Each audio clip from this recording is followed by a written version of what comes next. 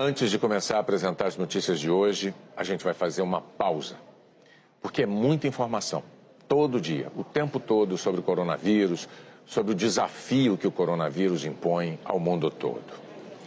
Então, você já ouviu as manchetes de hoje, já sabe quais são os destaques, e a gente vai fazer essa pausa primeiro para dizer simplesmente o que a gente fica repetindo um para o outro aqui também. Calma. Não dá para começar o JN de hoje sem pedir calma. É isso. Assim como não dá para deixar de repetir que o mundo e o Brasil vivem sim uma crise que é grave, é muito grave. E para atravessar essa crise, as autoridades de saúde recomendam alguns cuidados especiais. E a gente precisa prestar atenção a todos esses cuidados, não é? Isso. Mas olha o porquê dessa pausa aqui no JN hoje. A gente também precisa respirar. A gente precisa entender que essa crise vai ter altos e baixos, vai exigir sacrifícios, mas no fim, o Brasil e o mundo vão superar.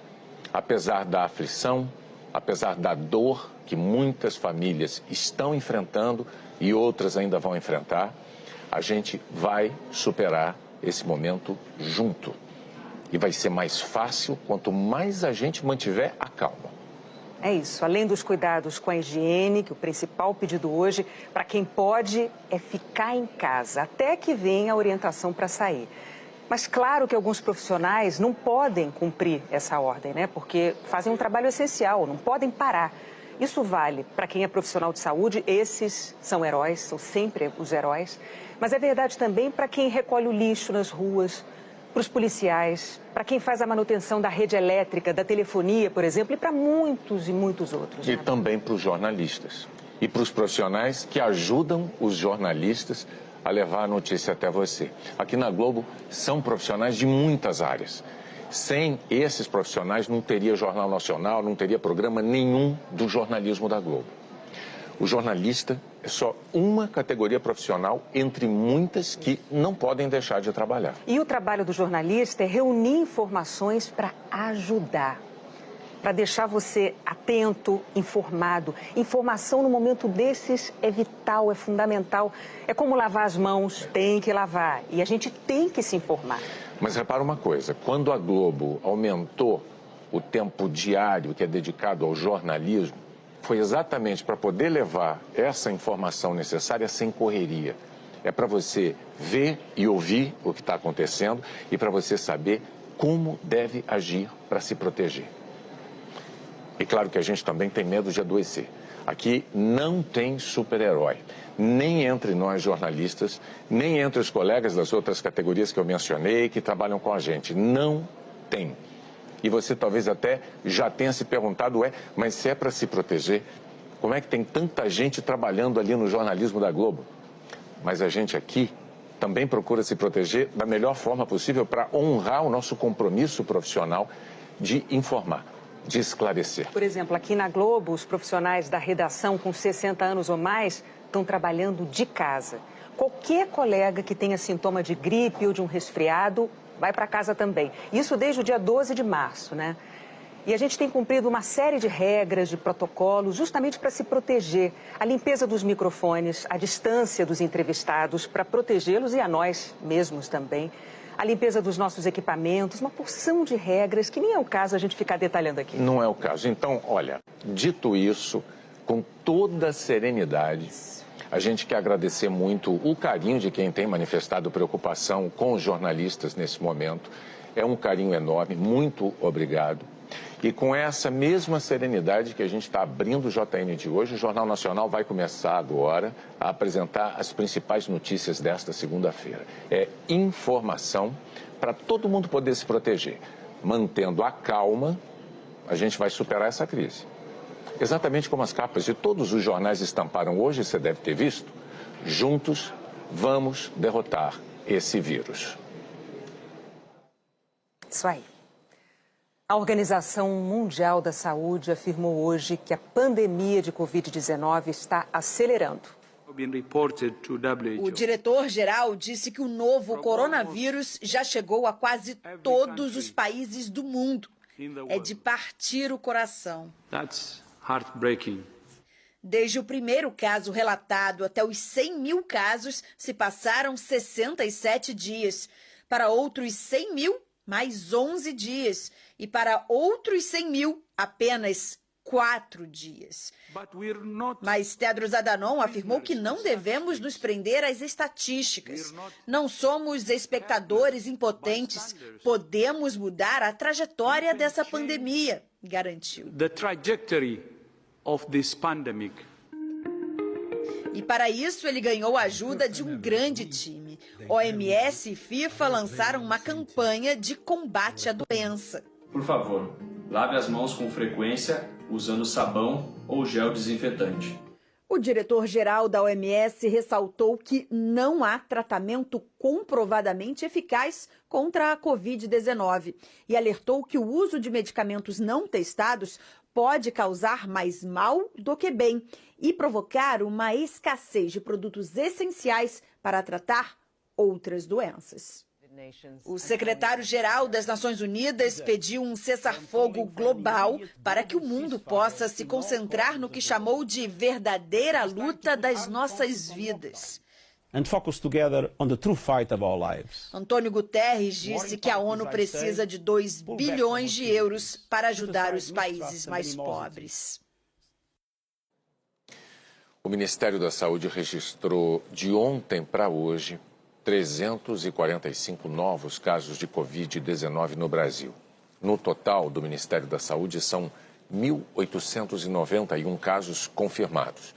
Mas as secretarias estaduais de saúde contavam mais 50 casos até as 8 da noite. Com isso, são 1.941 casos confirmados. O número de mortes confirmadas pelo governo subiu para 34. O número de casos de coronavírus no Brasil está dobrando a cada 2 ou 3 dias. O Ministério da Saúde registrou o primeiro caso de Covid-19 no dia 26 de fevereiro. No dia 6 de março, eram 13 casos confirmados. No dia 8, 25. 3 dias depois, em 11 de março, já eram 52. No dia 13, 98. No dia 15, eram 200. 3 dias depois, em 18 de março, 428 casos. Na sexta-feira passada, dia 20, 904 casos confirmados. E hoje, chegamos a 1.891. O Ministério da Saúde avalia que os próximos dias serão decisivos para frear a curva de aceleração da Covid-19 no Brasil. Os técnicos analisam diariamente o efeito das decisões tomadas até aqui e o governo não descarta a possibilidade de anunciar novas medidas. Uma delas é reforçar a prevenção. Depois de 2 reuniões do presidente Jair Bolsonaro com governadores do Norte e Nordeste, o ministro da Saúde, Luiz Henrique Mandetta, fez questão de destacar um gesto simples de prevenção. Está vendo como todo mundo é essencial em saúde nesses momentos? Às vezes um pequeno gesto como limpar esse microfone que ele fez se torna o gesto mais essencial de uma reunião como essa. Então, quando a gente tem situações de saúde em que as pessoas perguntam o que é essencial, dependendo do momento, tudo é essencial. Outra medida é aumentar o número de respiradores disponíveis. O governo está negociando com 4 empresas para ampliar a produção de respiradores para leitos de UTI. Hoje, as empresas conseguem entregar 600 por mês. O nosso esforço de produção de equipamentos de proteção individual e de ventiladores vai crescendo. A gente já consegue hoje falar em 300, 400 respiradores por semana, só na produção nossa interna para o SUS. Então já estamos aumentando isso para 3.000, 4.000 por mês, o que dá fôlego para a gente acompanhar com autossuficiência. Já surgem outras alternativas de soluções que foram testadas na Itália, de um respirador você fazer a duplagem da saída e um respirador atender 2, que é possível com filtros, tem o pessoal cuidando disso. O ministro disse que é possível que, com a ajuda do setor privado e de cientistas, o Brasil desenvolva soluções próprias. Devemos padronizar soluções nossas, brasileiras, para enfrentamento da crise, temos criatividade, temos indústria, temos soluções, temos parcerias, temos iniciativa privada forte, temos universidades boas, temos cientistas bons, temos uma força de trabalho aguerrida. Entre as prioridades está testar um número maior de pessoas. A Agência Nacional de Vigilância Sanitária, Anvisa, aprovou hoje mais 3 novos testes desenvolvidos por empresas privadas para detectar a Covid-19. Agora são 11 os testes aprovados pela agência. Desses 11, 9 são do tipo rápido, em que o resultado sai em cerca de 15 minutos. Anteontem, o Ministério da Saúde anunciou que irá distribuir 10 milhões de testes rápidos para ampliar o número de pessoas testadas. A previsão é de que o primeiro lote chegue no início da semana que vem. Até agora, por causa do número de testes disponíveis, são avaliados apenas os casos considerados graves. Na página do Jornal Nacional, você vê a evolução do número de casos por estado. O médico Davi Wipp, que coordena o Centro de Contingência do Coronavírus no estado de São Paulo, está com a Covid-19. Estou bem, febre baixa, tosse e repouso. Ficarei em quarentena por 14 dias. Espero voltar rápido às minhas atividades. Depois de saber o resultado de Davi Wipp, o governador de São Paulo, João Dória, do PSDB, fez o exame e aguarda o resultado. E subiu para 23 o número de pessoas contaminadas que estiveram com o presidente Bolsonaro na viagem aos Estados Unidos no início do mês. O caso mais recente é o do presidente da Federação das Indústrias de Rondônia, Marcelo Tomé da Silva. Segundo o presidente Bolsonaro, os testes dele deram resultado negativo. Milhares de profissionais de saúde e pessoas acima de 60 anos começaram hoje a se vacinar contra a gripe. A campanha nacional é para os tipos comuns da doença. O dia típico de outono marcou o início da campanha contra uma ameaça que costuma fazer mais vítimas nos meses frios, a gripe. Só no ano passado ela matou 1.122 brasileiros. A vacina, distribuída de graça em todo o Brasil, protege contra os 3 vírus que mais circularam no hemisfério sul em 2019. Influenza A, H1N1, influenza B e influenza A, H3N2. O grande benefício é evitar complicações, como pneumonia e internação hospitalar. A vacina contra a gripe não protege contra o novo coronavírus. Mas a campanha desse ano foi antecipada porque ela é ainda mais importante em tempos de pandemia. Porque ela reduz o movimento de pessoas com quadros respiratórios buscando serviços de saúde. Segundo, porque facilita também o diagnóstico. Se a população tivesse sido vacinada por influenza, a gente pode entender que quadros respiratórios devem ser provavelmente devido ao coronavírus. Nesta primeira etapa da vacinação, a prioridade é para quem tem mais de 60 anos ou trabalha na saúde. A partir de 16 de abril, professores, pessoas com doenças crônicas e profissionais de segurança também serão vacinados.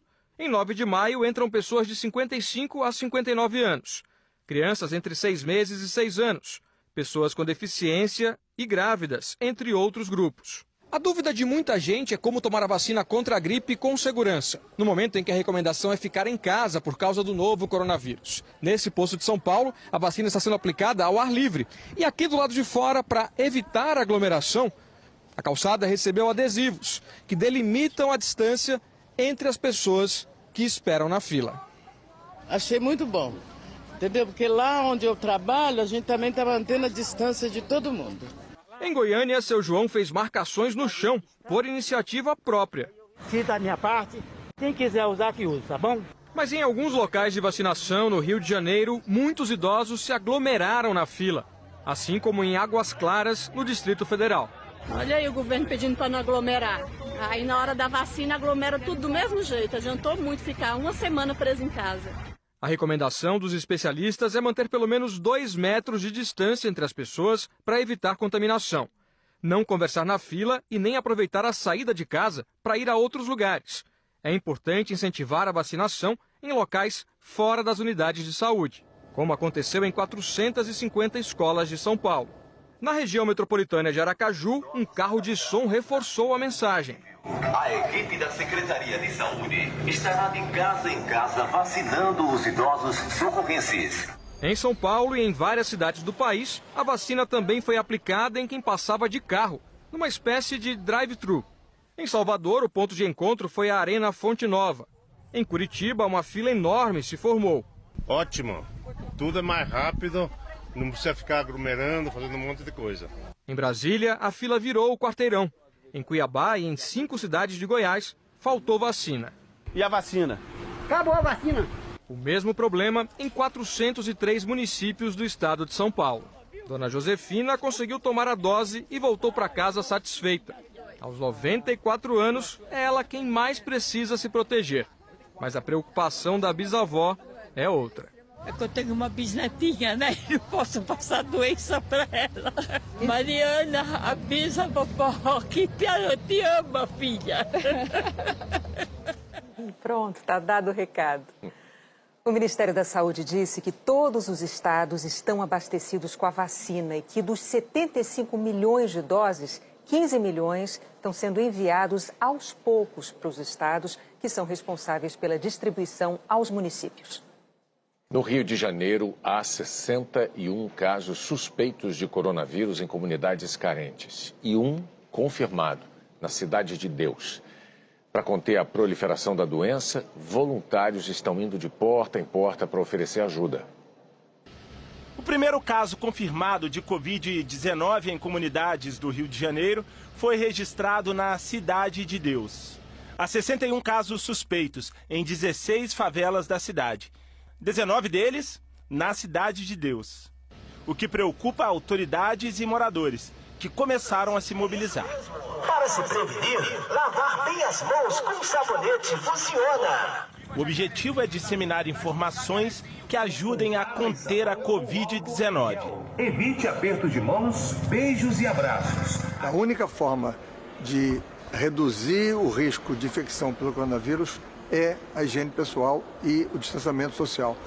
Então tem que lavar as mãos e fazer com água e sabão e fazer a higiene com álcool em gel quando é possível. Carros de som para todos os lados, cartazes, faixas e campanhas de doações. Aqui na Cidade de Deus estamos fazendo arrecadações de objetos de itens de higiene pessoal. Iniciativas que ajudam, mas não resolvem todos os problemas. A sociedade civil vem fazendo seu papel, tem procurado fazer seu papel desde que esse processo começou, mas é preciso que o poder público entre de uma maneira massiva e dê respostas. Em São Gonçalo, o Douglas, que você conheceu aqui no Jornal Nacional sexta-feira passada, recebeu doações nesta segunda-feira. A entrega é feita sem contato físico. As sacolas são higienizadas com álcool e os sabonetes deixados nos muros das casas de quem precisa. A gente está mantendo essa fila aí com mais ou menos 2 metros de distância um do outro e vamos higienizar a cesta que você vai pegar. Aqui na Rocinha, kits para higiene pessoal com sabão líquido e em barra estão sendo distribuídos em todas as casas da favela. E as residências onde vivem idosos estão sendo marcadas com esse cartaz. Isso para os mais jovens é ajudar os mais velhos. Na maior favela da cidade, onde moram mais de 100 mil pessoas, ruas estavam vazias. Tá quase todo mundo em casa. Eu não saio, né? Não vou na rua, não saio daqui para fora, só em casa mesmo. Viu? Quem tá em casa? Todo mundo. Aos 76 anos, Dona Maria do Socorro se movimenta. Ocupa o tempo, criou uma rotina agitada. Ô, meu filho, tem tanta coisa pra gente fazer. Eu armo na máquina, costuro. Eu faço uma comida pra mim e pra minha filha, que ela trabalha. Pra ela levar pra casa dela, tudo eu faço. Tempos difíceis que o seu Reinaldo encara com serenidade. Vai atravessar essa na boa. Se Deus quiser, atravessei tantas na vida. Também no Rio, mesmo com as restrições à circulação de pessoas, o transporte público estava lotado nesta segunda-feira. Uma fila gigantesca, tão grande que formava um caracol em 3 lances da passarela, continuava na rua e dobrava a esquina. Pessoas a centímetros uma das outras. Essas imagens foram registradas de manhã na estação de trem de Nova Iguaçu, na Baixada Fluminense. A pessoa chega na fila e não tem orientação nenhuma. fica só no aguardo. Qual o documento tem que entregar, mostrar, não está tendo orientação nenhuma. Trabalho como zeladora, fui barrada. A ordem do governo do estado é que entrem no município do Rio apenas profissionais que estiverem na lista de serviços essenciais e com a carteira de trabalho ou crachá. Entre eles, servidores públicos, pessoal da saúde, pacientes em tratamento com um acompanhante com atestado médico ou agendamento, empregados de bares, restaurantes, farmácias, pet shops, veterinárias, garis, frentistas, funcionários das indústrias de alimento, produtos de higiene e limpeza e a imprensa.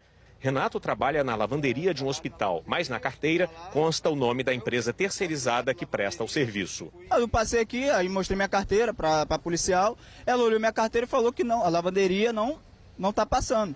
Depois, Renato conseguiu pegar o transporte. Nas barcas, os passageiros reclamaram de superlotação. Tinham gente um do lado do outro, a aglomeração era insuportável, as barcas quentes, sem ventilação. Nos ônibus, guardas municipais organizaram as filas. Mas veja só a quantidade de gente aglomerada nessa estação na Zona Oeste. Apesar da ordem da prefeitura de que passageiros viajem apenas sentados, alguns ônibus estavam assim. A concessionária foi multada. Eu estou na Central do Brasil, a principal estação de trens do Rio. Agora, fim do dia, pessoal voltando para casa, o saguão principal deveria estar lotado. Mas hoje, 261 mil pessoas deixaram de viajar nos trens. Uma redução de 70% em relação a uma segunda-feira normal. O secretário estadual de Transportes admitiu que houve problemas. Prometeu ajustes, mas disse que as medidas já surtiram efeito. Ele pediu paciência. Se o empregador puder permitir que o trabalhador chegue 15 minutos depois, 20 minutos depois, meia hora depois, ele vai inclusive chegar muito mais bem disposto, porque ele vai ficar muito menos tempo na fila. Nós tivemos uma redução média no metrô de 80% do número de passageiros em relação a uma segunda-feira normal. Na faixa de 75% nas barcas a menos, e de 70% nos ônibus dentro da região metropolitana. Amanhã o movimento deve ser ainda menor. A Prefeitura do Rio determinou o fechamento do comércio a partir desta terça-feira. Restaurantes abrem apenas para entrega. Padarias, farmácias, postos de gasolina, pets e supermercados continuam abertos. Amanhã é uma nova jornada, né? Agora a gente não sabe como é que vai ser amanhã, o que espera da gente. O secretário estadual de Transportes disse que até amanhã deve incluir novas categorias essenciais, como a de cuidadores de idosos. Para esses profissionais que muitas vezes nem têm carteira assinada, o patrão vai poder assinar um formulário para o empregado apresentar no acesso aos meios de transporte. O formulário vai estar disponível no site do governo do estado.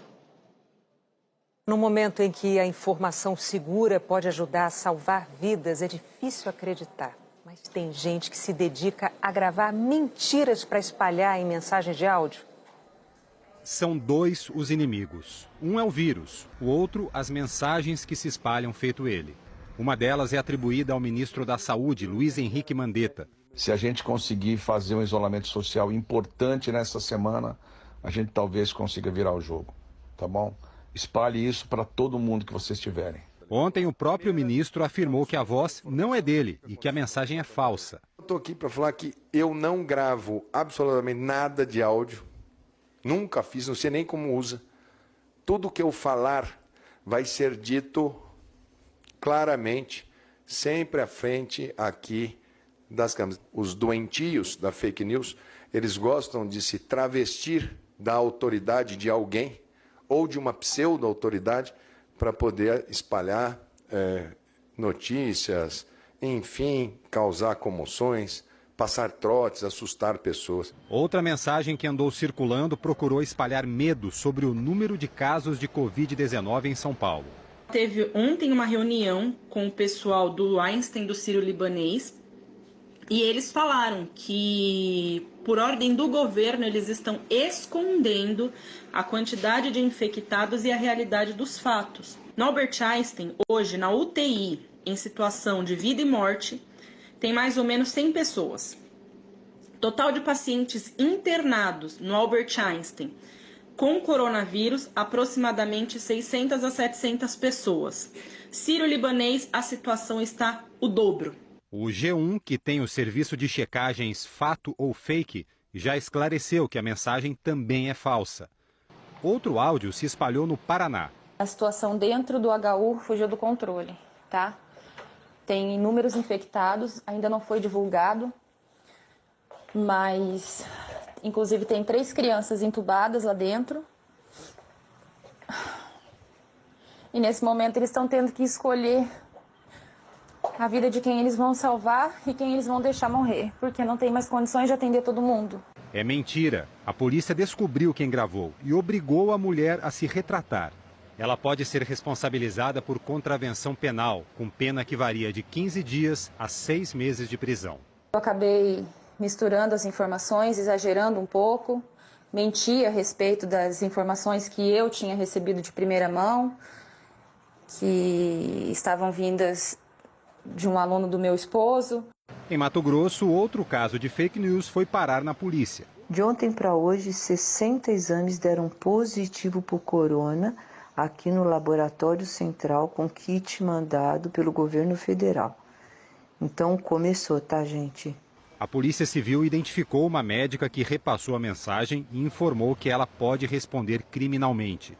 Essas notícias falsas só confundem tanta gente porque muitas pessoas passam adiante para a família, para os amigos. Os grandes fatos, as grandes descobertas dessa pandemia não vão chegar em mensagens anônimas pelo celular.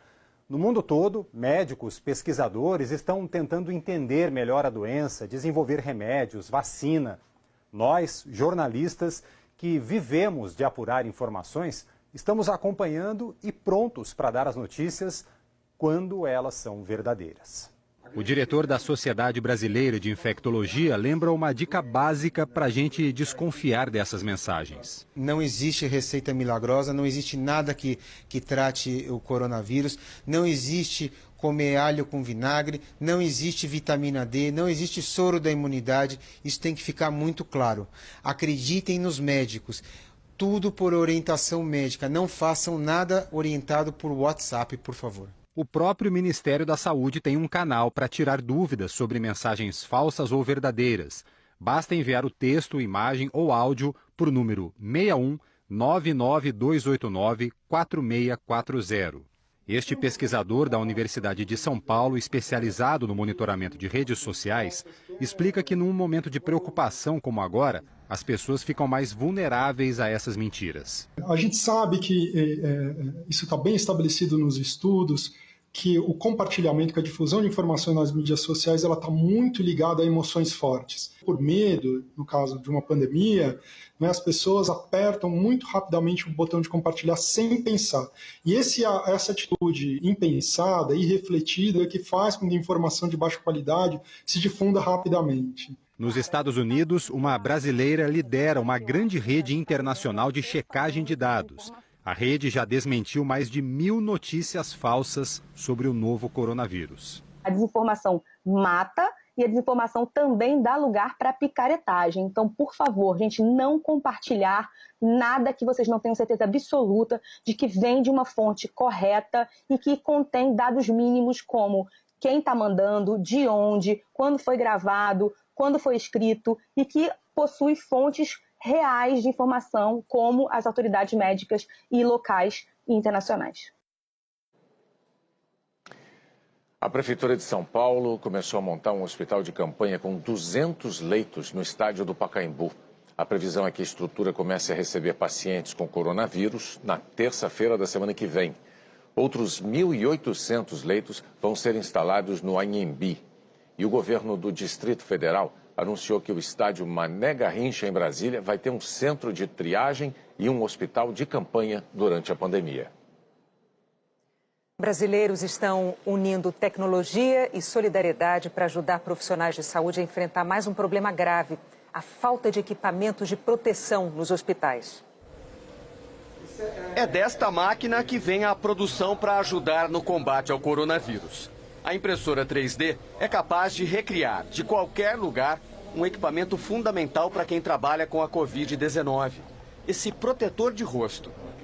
A impressora 3D faz os encaixes para a cabeça e as viseiras são feitas de plástico tipo PET, não o da garrafa, e cortadas numa máquina digital. No laboratório desta universidade, no Rio, 3 impressoras produzem sem parar. Mas elas não estão sozinhas. A preocupação em proteger quem trabalha com o coronavírus formou uma rede que juntou máquinas e pessoas de lugares diferentes. Médicos, engenheiros, professores, alunos de instituições públicas e privadas. Quem trabalha com impressão 3D quer participar dessa luta contra a epidemia. A impressora não precisa estar aqui, a gente está disponibilizando aqui, a universidade, a PUC está disponibilizando um espaço assim, para esse tipo de processo agora, mas assim, as pessoas estão fazendo nas suas próprias casas, nos laboratórios, os laboratórios independentes, então tem várias instituições auxiliando nesse momento. A ideia nasceu no fim da semana passada. Em apenas 4 dias, já são 75 pessoas participando dessa rede colaborativa. E elas colocaram mais de 100 impressoras 3D para trabalhar por esse projeto. E essas máquinas estão produzindo, em média, 200 protetores faciais como esse por dia. A gente já disponibilizou o arquivo com todas as informações da setagem da máquina, o que precisa para poder imprimir, né? Tem um grupo também trabalhando com a questão da higienização, o que é possível, o que não é. Então, toda essa informação está sendo enviada para todo mundo que se propõe, né, a imprimir nesse momento. O diretor médico do Hospital Universitário da Universidade Federal do Rio de Janeiro disse que as doações já estão em uso. O infectologista Alberto Chebabo lembra que a produção desses equipamentos segue especificações técnicas e é acompanhada por especialistas. Esse protetor facial, ele protege, dá uma proteção grande para o profissional de saúde na hora que ele está fazendo um procedimento, que ele está atendendo. E além disso, ela protege a máscara, que é aquela máscara N95 que a gente está tendo falta dela, né? Então tem pouca máscara.